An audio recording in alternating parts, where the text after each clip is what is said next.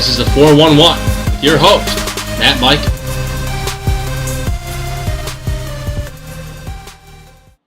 And what's good? Thanks for tuning into this episode of the 411. I'm Matt Mike, your host.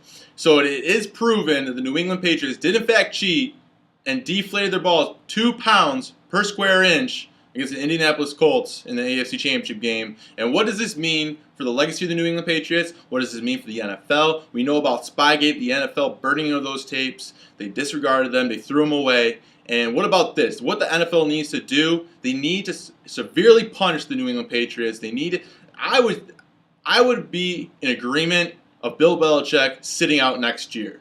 I would love that. This is on the same level as Sean Payton and Bounty Gate. You're talking about taking away your leader. You should have known. If you did not know, you should have known.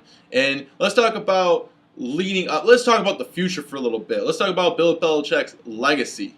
First ballot Hall of Famer, no doubt about it. But then again, you think about this.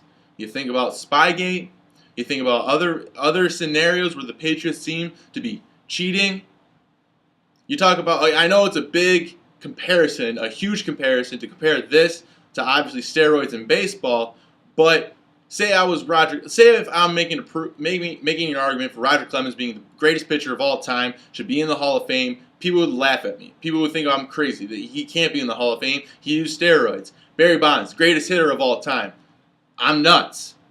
He was on steroids. There was the asterisk. There was the time of period that he was clearly taking steroids while he was making those records, while he was bombarding balls into the outfield, while he was creating dynamic play after play after play, while he was on SportsCenter highlights time and time again for all his sweet swings, his long balls, and creating so many records. I would get laughed at. Now, what about Bill Belichick?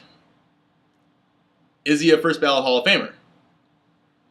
I think he is, but at the same time, it starts. You think about it. You start questioning about it. You start questioning him. You start questioning about the New England Patriots. The New England Patriots always seem to be in the gray area.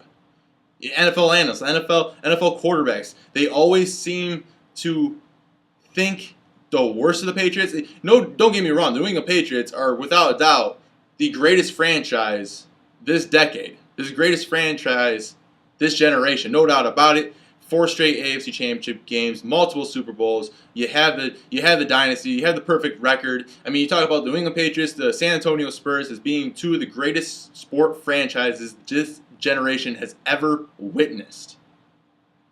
But now there's a lot of questions about them.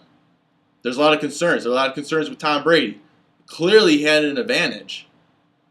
Now, did it make or break the game? Probably not. No, the New England Patriots were clearly the better team. I mean, they ran the ball into the end zone 3 times. But it did give them an advantage, especially in wet, slippery, terrible conditions, windy conditions. Tom Brady had clearly an advantage gripping the football. Let the arguments begin. We'll see what happens. But it seems time and time again, the New England Patriots are always in that gray zone. Bill Belichick's always in that gray zone. Tom Brady's in that gray zone. A lot is going to be further investigated. A lot's going to come out of this, and this is just the worst to come from the New England Patriots.